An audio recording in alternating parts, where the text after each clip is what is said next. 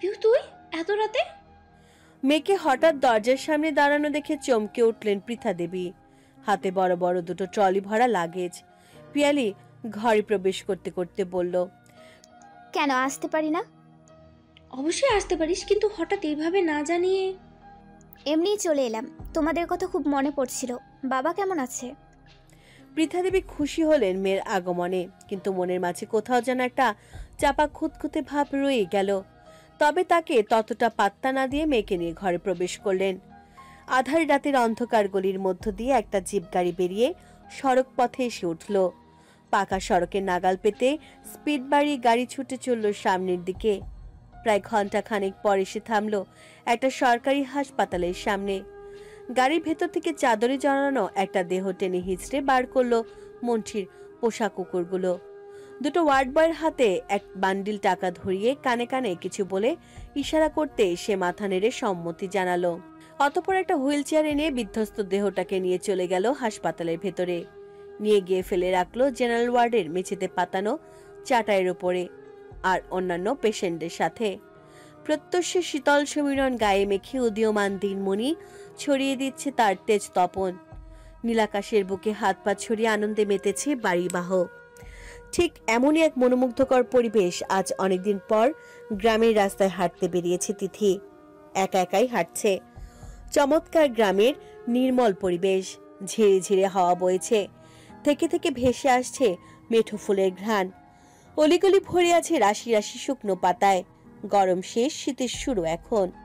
ঝিরে ঝিরে হাওয়ার সাথে তাল দিয়ে ঝরে পড়ছে পাতারা। বাড়ির উঠান পার করে হাঁটতে হাঁটতে কখন যে চলে এলো পাড়ার গলিতে বুঝতেই পারিনি। সকালবেলায় বাড়ির মহিলাদের উঠোন ছাড় দেওয়ার মতো একটা তুচ্ছ দৃশ্য যেন অসাধারণ লাগলো তিথির কাছে। বহুকালের চেনা পরিচিত জন্মস্থানের সৌন্দর্যকে আজ যেন নতুন করে নতুন চোখে আবিষ্কার করছে সে। হাঁটতে হাঁটতে হঠাৎ দেখা দুলাল বাবুর সাথে। দুধ নিয়ে বাড়ি ফিরছিলেন এ পথ ধরে। তিথির সাথে দেখা হতে সাথে সাথে সাইকেল থামালেন তিনি। আরে তিথি মামুনি, কেমন আছিস মা? কবে আসলে এখানে? এই তো কাকা, তোমাদের আশীর্বাদে ভালোই আছি। কাল সন্ধ্যায় বাড়ি ঢুকেছি। এদিকে কোথায় যাচ্ছিলি? কোথাও না কাকা, এমনি একটু হাঁটছিলাম আর কি। এক্ষুনি বাড়ি ফিরে যাব। সে কি কথা মা, আমার বাড়িতে পায়ের ধুলো না দিয়ে তোকে যেতেই দেব না। না কাকা, এখন যেতে পারবো না। ছেলেটা কখন জানি ঘুম থেকে উঠে পড়ে, আমাকে না পেলে যদি কাঁদে। ছোট্ট বাচ্চার কথা শুনে বেশি জোর দিলেন না আর দুলাল বাবু বললেন, ঠিক আছে মা, মনে করে আসিস কিন্তু। বলে চলে গেলেন নিজের পথে। তিথি সেখানে দাঁড়িয়ে বহুক্ষণ চেয়ে রইল দুলাল বাবুর যাওয়ার পথে।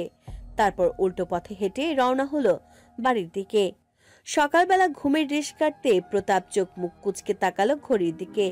বেলা 9:30 বাজে। কোনো রকমে এলোমেলো ভাবে উঠে বসলো বিছানায়। মাথাটা প্রচন্ড ভার ভার লাগছে। বিছানার একপাশে বিবস্ত্র হয়ে ঘুমিয়ে আছে গত রাতের সঙ্গিনী। প্রতাপ তাকে দেখা মাত্রই জোরে এক ধাক্কা দিল। মেয়েটা ধাক্কা খেয়ে টাল সামলাতে না পেরে ঠাস করে গিয়ে পড়ল মেঝেতে।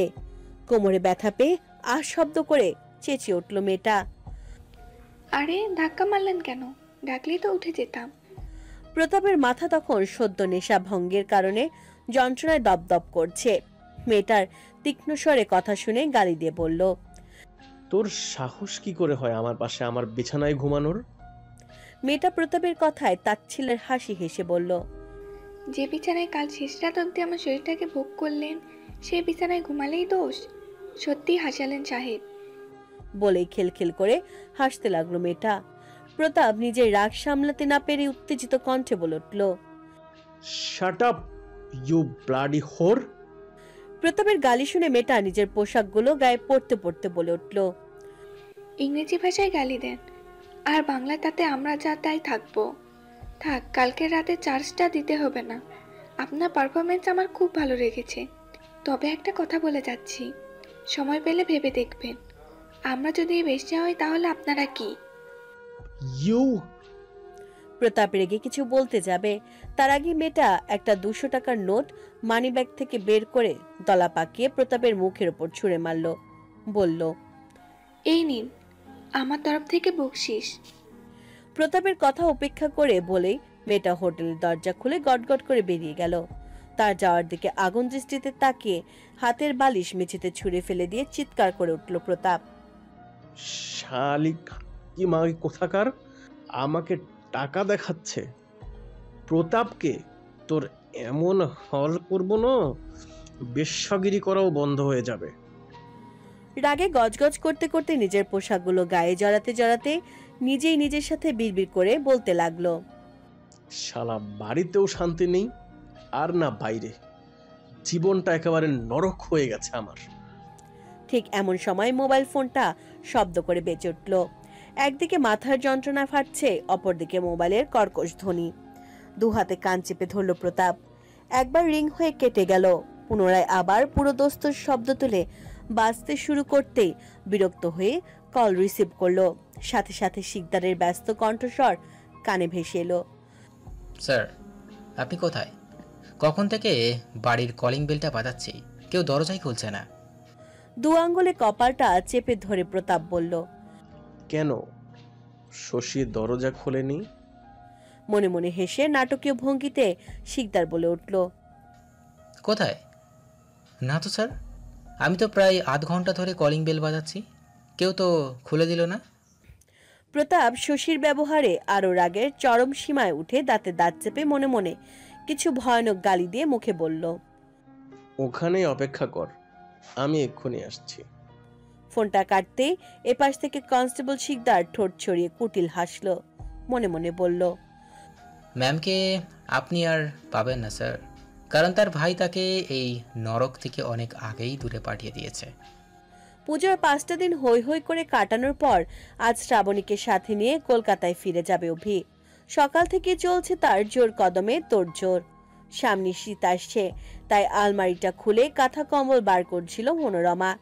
নিজের হাতে সেলাই করা নকশি কাঁথাগুলো একটা একটা করে বার করছে আর হারাচ্ছে স্মৃতির পাতায়। পুরনো দিনের কথাগুলো এক এক করে শোনাচ্ছে শ্রাবণীকে।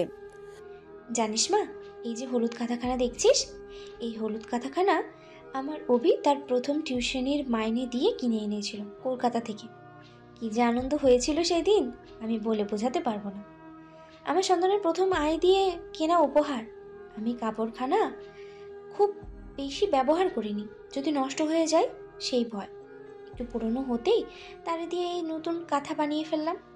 এবারে দেওয়ার সময় এটার সাথে করে নিয়ে যাবি, ওখানে গিয়ে গায়ে দিবি বলে শ্রাবণী হাতে ধরিয়ে দিল। শ্রাবণী অবাক হয়ে দেখল এক মায়ের তার সন্তানের প্রতি বুক ভরা ভালোবাসা।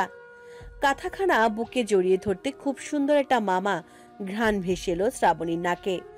গন্ধটা এতটাই ভালো লাগলো যে বারবার নাক ডোবাতে লাগলো তার মাঝে। উন্মত্ত হলো সেই পাগল করা মন মাতানো মামা সুগন্ধে। মনোরমা লেপ কম্বল ঠিক করতে যখন ব্যস্ত, তখনই হঠাৎ একটা ছোট বাক্স কাঁথা কাপড়ে ভাঁজ থেকে বেরোলো। মনোরমা সেটাকে হাতে তুলে নিয়ে উল্টো পাল্টে দেখলো, কিন্তু চিনতে পারলো না। শ্রাবণীকে দেখিয়ে বলল, মো দেখ তোমার এটা কি জিনিস। শ্রাবণী বাক্সটা দেখে চিনতে পারলো এটা তার। মনে পড়লো ও বাড়ি থেকে বিয়ের পর বিদায় হবার সময় জেঠু এই বাক্সটা আর বাবার ছবিটা সাথে দিয়ে দিয়েছিল। সেটা হাতে তুলে নিয়ে বলল, মা, এটা আমার বাক্স। কি আছে এতে? জানি না, শুধু জানি এটা আমার বাবার শেষ স্মৃতি। বাবার শেষ স্মৃতি এভাবে অযত্নে রাখতে নেই মা।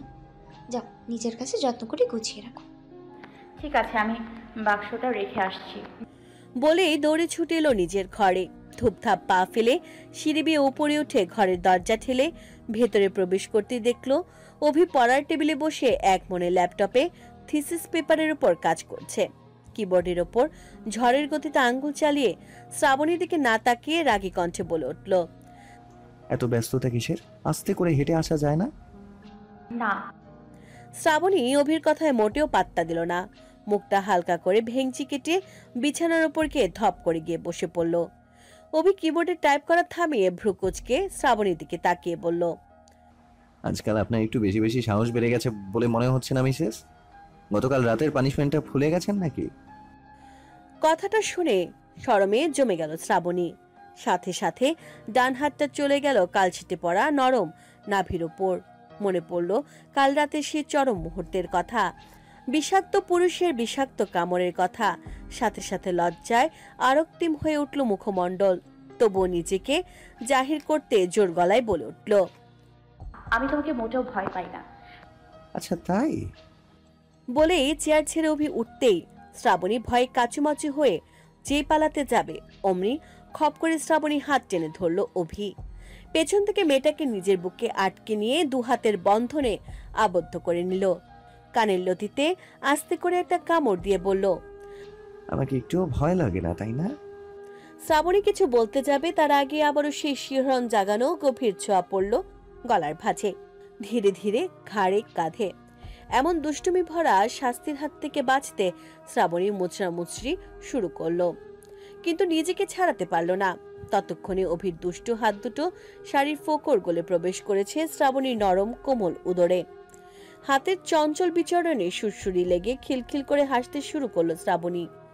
হৃদয় হরণী চঞ্চল হরণীর এমন খিলখিলে হাসিতে ভালো লাগার জোয়ারে ভাসলো অভির মন। অভি শ্রাবণীকে টেনে ধরে বিছানায় ফেলে মনের মতো করে সুরসুরি দিতে লাগলো আর হাসাতে লাগলো। বেশ কিছুক্ষণ পর দুজনেই যখন হাসতে হাসতে ক্লান্ত, ঠিক তখনই নজর আটকালো বিছানায় রাখা সে বাক্সটাতে। অভি বাক্সটা হাতে নিয়ে দেখলো অনেকটা ছোট সাইজের ব্রিফকেসের মতো দেখতে এটা, ওপরে চামড়ার কভার জড়ানো। বলল, এটা কি? বাক্সটাতে আমার বাবার শেষ স্মৃতি আছে। মনে আছে বিয়ের পর বিদায় নেবার সময় জেঠু এটা আমার হাতে দিয়েছিল। অভি খানিক মনে করার চেষ্টা করতেই আবছা আবছা মনে পড়ল।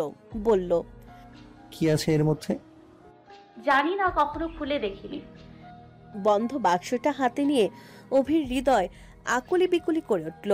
রহস্য রহস্য গন্ধ পেতেই কৌতূহলী হয়ে উঠল মন। বলল, চলো তো খুলে দেখি এর মধ্যে কি আছে। তারপর দুজনে মিলে বাক্সটার গায়ে জড়ানো চামড়ার কভারের চেনটা টেনে খুলল। দেখলো বাদামি রঙের ছোট একটা ব্রিফকেস, তালা দেওয়া। চাবি খুঁজতে গিয়ে চামড়ার কভারের ভিতরে আটকানো এক জায়গায় দেখলো চাবিখানা সেখানে রাখা। সে ছোট চাবি দিয়ে ব্রিফকেসটা খুলতে বেরিয়ে পড়লো এক গাদা নথিপত্র। হা হয়ে তাকিয়ে রইল অভি আর শ্রাবণী পরস্পরের মুখের দিকে। অভি কাগজপত্রগুলো ভালো করে ঘাঁটতে শুরু করলো। প্রথমে বেরোলো কিছু ফিক্সড ডিপোজিটের কাগজ, যেগুলো শ্রাবণীর বাবার করা, সবকটাই শ্রাবণীর নামে। দিন হিসাব করে জানা গেল গত 1 বছর আগে এগুলো ম্যাচিউর হয়ে গেছে। সব মিলিয়ে প্রায় 20 লক্ষ টাকার মতো হবে। সেগুলো পাশে রেখে আর এক বাঞ্চ কাগজ খুলতেই চক্ষু স্থির হলো অভির, কারণ সেখানে একটা হুইল সমেত অনেকগুলো সম্পত্তির দলিল রাখা, যেগুলো ভালো করে খুঁটিয়ে খুঁটিয়ে দেখলো অভি। হিসেব করে যা বুঝলো বর্তমান বাজারে দর হিসেবে কমপক্ষে 4 কোটি টাকার প্রপার্টির একমাত্র উত্তরাধিকারী শ্রাবণী। আর মাত্র 1 বছর বাকি এই বিশাল বিপুল সম্পত্তি শ্রাবণীর নামে দলিল হবে। ধীরে ধীরে এতদিন ধরে মস্তিষ্কে দানা বাঁধা গোটা রহস্যখানা পরিষ্কার জলের মতো স্বচ্ছ হয়ে গেল অভির সামনে। সম্পত্তি প্রেরকের নামটা দেখে শ্রাবণীকে জিজ্ঞেস করলো, আচ্ছা উপেন্দ্র নারায়ণ চৌধুরী তোমার কে হয়? আমার দাদু ভাই। কেন? কিছু না, উনি এখন কোথায়? দাদু ভাই তো বেঁচে নেই। বাবা মারা যাওয়ার কিছুদিন আগে আমার দাদু ভাই হার্ট অ্যাটাক করে মারা যায়। আমার দাদু ভাই আজ যদি বেঁচে থাকতো তাহলে আমার এই অসহায় অবস্থা হতো নাকি, আর না এত কষ্ট পেতে হতো। অভি শ্রাবণীকে এক হাতের আলিঙ্গনে আবদ্ধ করে মাথায় হাত বুলিয়ে আদর করে বলল, মন খারাপ করে না সোনা, যা হয় তা মঙ্গলের জন্যই হয়। ওরা নেই তাতে কি হয়েছে? আমি আছি, মা আছে, অন্তু আছে, আমার গোটা পরিবার তোমার কাছে আছে, তাই না? মাথা নেড়ে সায় জানিয়ে মৃদু হাসলো শ্রাবণী। অভি আবারও অভিনিবেশ হয়ে দেখতে লাগলো কাগজপত্রগুলো। উইল করা তারিখ দেখে মাথা ঘুরে উঠল। শ্রাবণীর বাবার মৃত্যুর মাত্র 2 মাস আগে এই উইল বানানো। মনে পড়লো শশীর সেদিনের বলা কথাগুলো। শ্রাবণীর বাবা মায়ের অশান্তির কারণ শুনে ওর দাদু মেয়ের সাথে সমস্ত সম্পর্ক ছিন্ন করে চলে গিয়েছিল। তার মানে দাদু ভাই কোনোভাবে মেয়ে আর তার প্রেমিকের অবৈধ সম্পর্ক আর তাদের দূর অভিসন্ধি বুঝতে পেরে নাতনির নামে সবকিছু লিখে দিয়ে গেছেন। সমস্ত কাগজপত্রগুলো আবার ঠিক করে গুছিয়ে রেখে দিয়ে গভীর চিন্তায় মগ্ন হলো অভি। চেয়ারে হেলান দিয়ে বসে মনে মনে মেলাতে লাগলো একের পর এক সমীকরণ। শশীর হঠাৎ ভালো মানুষই, মেয়ের প্রতি উতলে ওঠা দরদ, এতগুলো বছর বাদে হঠাৎ নিজের কাছে ফিরিয়ে নিয়ে যাবার চেষ্টা, ভালোবাসা কেয়ার দেখানো, ক্ষমা চাওয়া, সমস্ত কিছুই তার মানে এই সম্পত্তির জন্য। আমাদের ডেকেছিলেন দিদি? আরে মনোরমা যে, এসো এসো। অন্তরা, মা আয়, ভেতরে আয়। শেষ বিকেলের স্নিগ্ধ আলোয় ভেজা মনোরম পরিবেশে স্নাত হচ্ছে প্রকৃতি। আকাশ জুড়ে ছড়িয়ে পড়েছে নিস্তেজ তপনের রক্তিম প্রভাব।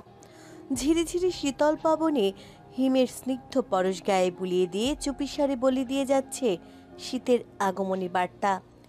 কিছু সময় আগে তিথির ফোন পেয়ে অভি আর শ্রাবণীকে বিদায় জানিয়ে মনোরমা আর অন্তরা হাজির হয়েছে সজলদের বাড়িতে। মুক্তা দেবী হাসি মাখা মুখে মনোরমা আর অন্তরাকে স্বাগত জানিয়ে নিয়ে এলেন বসার ঘরে। সেখানে উপস্থিত অতিথিদের দেখে একটু ইতস্তত বোধ করল অন্তরা। বসার ঘরে সোফায় কলেজের প্রিন্সিপাল স্যার, পায়েল ম্যাম, ধ্রুব স্যার সহ আরও অনেক স্যার ম্যামরা বসে আছেন সজলের সাথে। বলা বাহুল্য, গতকাল সন্ধ্যায় সজল বাড়ি ফিরেছে হাসপাতাল থেকে, তাই আজ বিকেলে ঘটা করে সকলে মিলে দেখা করতে এসেছে তার সাথে। মুক্তা দেবী সকলের সামনেই অন্তরাকে পরম আদরে বুকে জড়িয়ে ধরলেন। তাকে পাশে বসিয়ে গালে হাত বুলিয়ে একটা আদরে চুমু খেলেন। অন্তরার হাত দুটো নিজের হাতের মুঠোয় ধরে অশ্রু সজল হয়ে বললেন, তোকে যে আমি কি বলে ধন্যবাদ জানাবো বলার ভাষা খুঁজে পাচ্ছি না রে মা।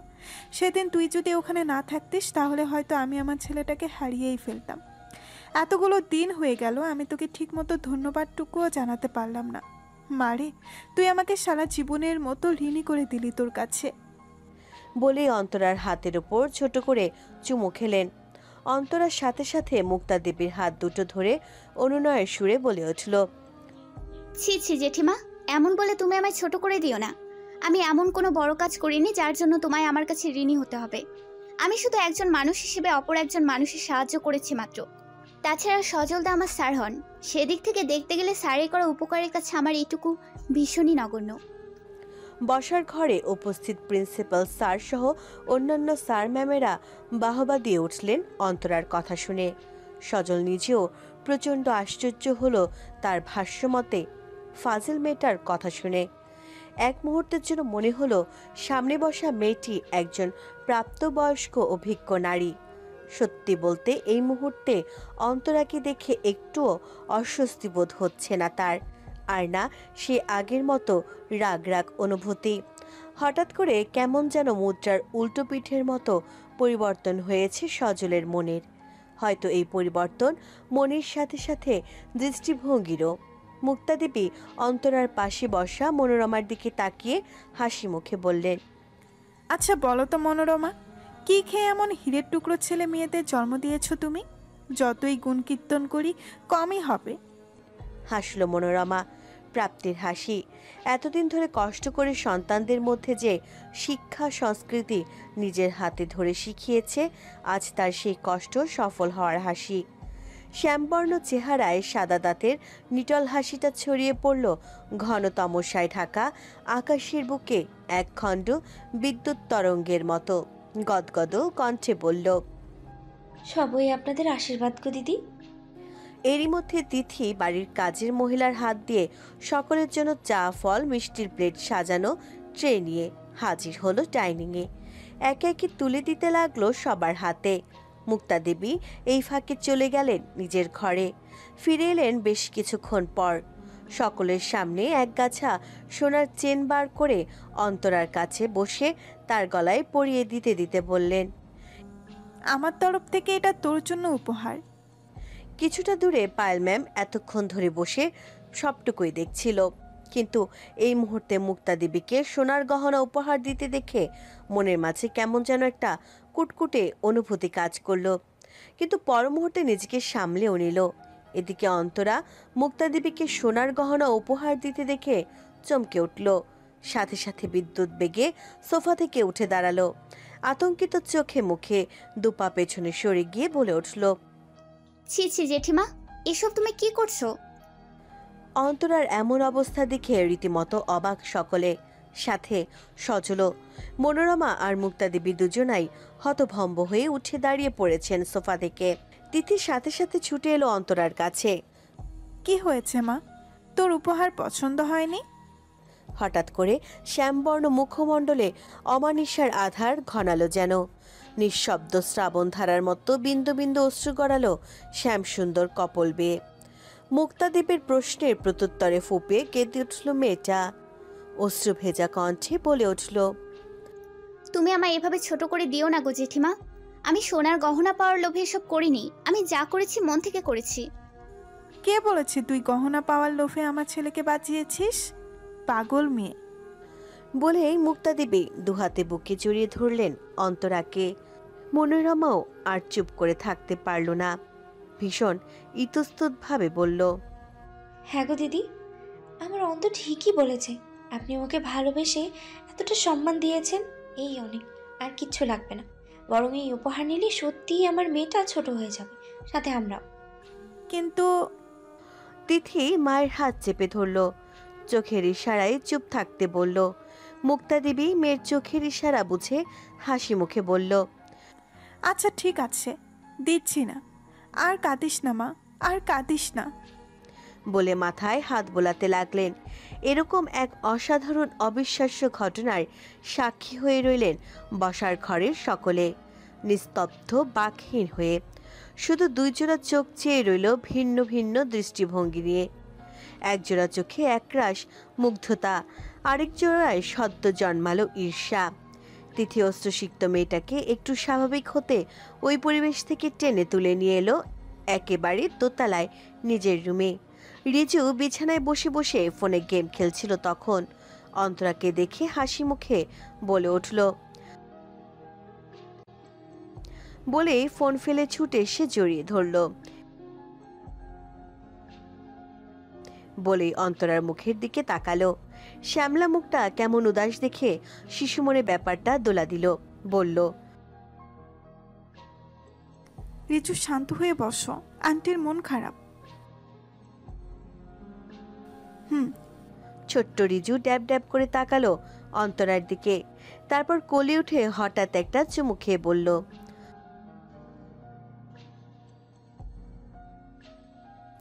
অন্তরা ছোট্ট রিজুর ব্যবহারে আপ্লুত হয়ে গেল। একগাল হেসে রিজুর গালেও একটা ছোট আদর দিয়ে বলল, থ্যাংক ইউ পার্টনার, আমার সাথে খেলবে? রিজু খুশিতে উপর নিচ মাথা নাড়ালো। রিজুর সম্মতি পেতে শুরু হলো দুজনে মিলে একসাথে দুষ্টমি করা। একজন আরেকজনকে সুড়সুড়ি দিচ্ছে আর খিলখিল করে হাসছে। তা দেখে তিথি মনে মনে কুটিল হাসলো। অন্তর্মননে ভাবলো অনেক কিছু। তারপর দরজাটা ভেজিয়ে দিয়ে চলে এলো নিচে বসার ঘরে। নিচে গিয়ে দেখে সজলের কলিগরা সকলে বিদায় নেওয়ার প্রস্তুতি নিচ্ছে। সবাই সজলকে তাড়াতাড়ি সুস্থ হয়ে কলেজে আসার আহ্বান জানাচ্ছে। পায়েল ম্যাম উঠে এসে মুক্তাদেবীর সামনে এসে দাঁড়ালো। বুকের জ্বলন মনে চাপা দিয়ে মুখে হাসি ফুটিয়ে বলল, আন্টি তাহলে আজ আসি, ভালো থাকবেন। আর হ্যাঁ, ওষুধগুলো ঠিক মতো খাবেন কিন্তু। মুক্তাদেবী পায়েল ম্যামকে বুকে জড়িয়ে ধরলেন, মাথায় গালে হাত বুলিয়ে চুমু দিয়ে বললেন, তোমাকেও অসংখ্য ধন্যবাদ মা। তুমি বড় হয়ে এই কটা দিন যেভাবে আমার পাশে ভরসা হয়েছিলে তা সত্যিই বলার অপেক্ষা রাখে না। অনেক বড় হও মা। আশীর্বাদ করিয়ে তোমার মনের সব ইচ্ছে ঈশ্বর পূরণ করুক। পায়েল ম্যাম মুক্তাদেবীর কথা শুনে খানিকটা দূরে দাঁড়ানো সজলের দিকে আর চোখে তাকালো। এতক্ষণ ধরে জ্বলতে থাকা মনের আগুন হঠাৎ যেন শীতল বর্ষা ঝরে পড়ল মুক্তাদেবীর কথায়। মুখে লাজুক হাসি টেনে বলল, সত্যি বলছেন আন্টি? আপনি আশীর্বাদ করলে আমার মনের সব ইচ্ছে পূরণ হবে। কেন নয়? তোমার মতো এত ভালো একটা মেয়ের মনের ইচ্ছা কেন পূরণ হবে না? পায়েল ম্যাম মাথা নিচু করে লাজুক হাসি মুখে মেখে ছোট গলায় বলে উঠল, তাহলে আপনি আশীর্বাদে আপনাদের সবাইকে সারা জীবন আগলে রাখার একটা সুযোগ দেবেন আন্টি? মুক্তাদেবী তখনই কথাটা বুঝতে পারলেন না, তবে কিছুটা এলোমেলো ভাবে যখন পুরোটা বুঝলেন তখনই বিস্ময়ে চমকে উঠলেন। মুখে হাত দিয়ে অবাক চোখে তাকিয়ে রইলেন কিছুক্ষণ। পর মুহূর্তে নিজেকে সামলে নিয়ে আনন্দে হেসে ফেললেন। মাথায় হাত বুলিয়ে বললেন, কেন নয়? তবে আমার ছেলেটাকে একটু সময় দিতে চাই। পারবে তো অপেক্ষা করতে? কথা কিংকন করলেন মহানন্দে। অতঃপর বিদায় জানিয়ে রওনা হলো সকলে নিজের বাড়ির পথে। সবাই চলে গেলে সজল ক্লান্ত শরীরে নিজের রুমের উদ্দেশ্যে পা বাড়ালো।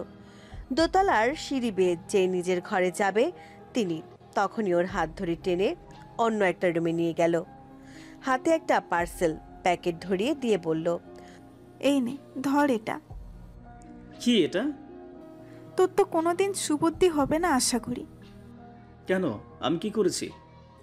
এটাই তো তোর সমস্যা, তুই এখনো কিছুই করিস নি। মানে? মেয়েটা তোর যে এত বড় একটা উপকার করলো তার জন্য তুই কি একবারও তাকে ধন্যবাদ জানিয়েছিস? তোর কি মনে হয় না মেয়েটা অন্তত একটা ধন্যবাদ পাওয়ার যোগ্যতা রাখে? সজল চুপচাপ দাঁড়িয়ে শুনল কথাগুলো, কিন্তু কোনো প্রত্যুত্তর করল না। তিথি আবার বলল, এর মধ্যে একটা গিফট আছে, খুবই সামান্য, একটা হাতে দিয়ে মেয়েটাকে অন্তত একটা ধন্যবাদ জানা। কিন্তু এখানে কিন্তু আসছে কোথা থেকে বলতো? তোকে বাঁচাতে একা মেয়েটা কি না কি করেছে। ওই রাতে অমন অপরিচিত একটা জায়গায় ডাক্তারের পা ধরে পর্যন্ত কেঁদেছে। ভাবতে পারছিস ওর জায়গায় অন্য কেউ হলে এতটা করতো না। আবার মেয়েটার লয়ালিটি দেখ, সোনার গহনা উপহার পেয়েও তা সাদরে প্রত্যাখ্যান করলো। ওকে অন্তত একটা ধন্যবাদ তো জানাতেই পারিস, তাই না? সব শুনে মাথা নেড়ে সম্মতি জানালো সজল। অতঃপর চলল অন্তরাকে ধন্যবাদ জানাতে। সন্ধ্যার আবছায়া আধারে ট্রেন চলছে দুরন্ত গতিতে। কলকাতাগামী লালগোলা এক্সপ্রেস ছুটছে। জানালার পাশে বসে শ্রাবণী অভির কাঁধে মাথা রেখে উদাস নয়নে চেয়ে আছে বাইরে। আধারের মাঝে দুই একটা করে ছোট ছোট আলোর বিন্দু ছুটে চলেছে তড়িৎ গতিতে। দাদা ভাইয়ের উইলে সবটুকু জানার পর থেকে মায়ের প্রতি যে ভালোবাসার জোয়ার ডেকেছিল মনে, তা যেন কোথায় হারিয়ে গেল। মা নামক মানুষটার প্রতি যে ভালোবাসার ইমারত গড়েছিল মনে, তার সত্যের মুখোমুখি হতেই ধূলিসাৎ হয়ে গেছে। না, আজ আর চোখ দুটো ভিজে উঠছে না কষ্টে, আর না বুকের ভেতর সেই খা খা ভাব অনুভূত হচ্ছে। আজ আর মায়ের প্রতি এক ফোঁটা অভিমানও জমে নেই মেয়েটার মনে। যা আছে তা শুধুই ঘৃণা, রাশি রাশি ঘৃণা। মা কি আসলে এমন হয় যে নিজের সন্তানকে শুধুমাত্র নিজের স্বার্থে ব্যবহার করবে বলে দিনের পর দিন অভিনয় করে, ছলনা করে? কই, অভির মা তো এমন নয়। সে তো তার সন্তানদের জন্য ভালোবাসার এক বিস্তীর্ণ শীতল চাদর বিছিয়ে বসে থাকে দুহাত মেলে, যার দিনের শুরু হয় সন্তানদের শুভ কামনায়, আর রাত শেষ হয় সন্তানদের ভালো কিছু হবে তা ভাবতে ভাবতে। তাহলে ওর মা এমন কেন? এমনি হাজার প্রশ্নের ভিড়ে মেয়েটার হৃদয়ের গহীন থেকে আছড়ে পড়ছে বড় বড় দীর্ঘশ্বাস। হঠাৎ শ্রাবণীর খুব করে বাবার কথা মনে এলো। কি পেল তার বাবাটা জীবনে? একটা প্রবঞ্চক মহিলাকে স্ত্রী হিসেবে পেয়ে তার জীবনটাই নরক হয়ে গেছে। রাশি রাশি ভালোবাসা তার চরণতলে ঢেলে দিয়েও দিন শেষে পর্যন্ত মনের কোণে এক ছটাক স্থান পায়নি শেষে। এভাবেই মানুষটা না পাওয়ার এক বুক যন্ত্রণা নিয়ে শেষ পর্যন্ত মারা গেছে। দু চোখ ভরে জল চলে এলো শ্রাবণীর। আলতো করে হাতে থাকা রুমাল দিয়ে তা মুছে নিতেই অভি মাথায় হাত বুলিয়ে বলল, মন খারাপ করে না সোনা, একটু চোখ বন্ধ করে দেখো, ভালো লাগবে। বলেই মাথায় হাত বুলিয়ে দিতে লাগলো। আর মাত্র ঘন্টা খানেক লাগবে শিয়ালদা স্টেশন পৌঁছাতে। তারপর সেখান থেকে বেরিয়ে বাস ধরলেই পৌঁছে যাবে ভাড়া বাড়ির ঠিকানায়। অভির হাতের আদরে পরশ পেতে শ্রাবণী নিজেকে সামলালো। চোখ দুটো বন্ধ করে মনে মনে শপথ করলো, ওই নোংরা মহিলার কথা আর কোনোদিনও ভাববে না, আর না কোনোদিন মা বলে ডাকবে। যে মা নিজের বিবাহ বহির্ভূত সম্পর্কের জন্য স্বামী সন্তান সংসার ছাড়তে পারে, অর্থ সম্পত্তির লোভে নিজের সন্তানের সাথে অভিনয় করতে পারে, সে কখনো মা হওয়ার যোগ্যতা রাখে না, কোনোভাবেই না। আজ বহুদিন পর নিজের বাড়ির আঙিনায় দাঁড়িয়ে শশী বুক ভরে দম নিল।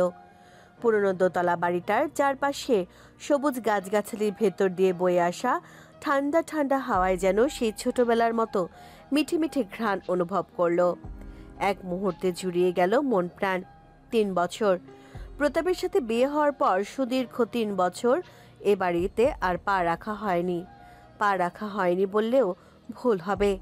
এসে কোনোরকমভাবে সামান্য সময় কাটিয়ে আবার ফেরত চলে গেছে কলকাতা। কখনো থাকার ইচ্ছে বা প্রয়োজনীয়তা কোনোটাই অনুভব করেনি সে।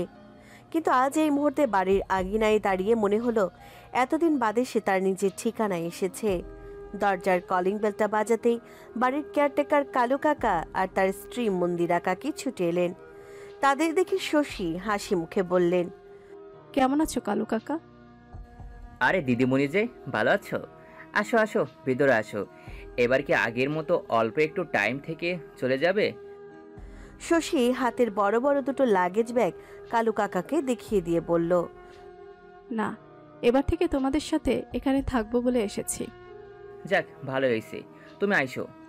দাও দেই আমার দাদাদারে একটু কোলে নি। বলি হাত বাড়ালো অর্ঘের দিকে।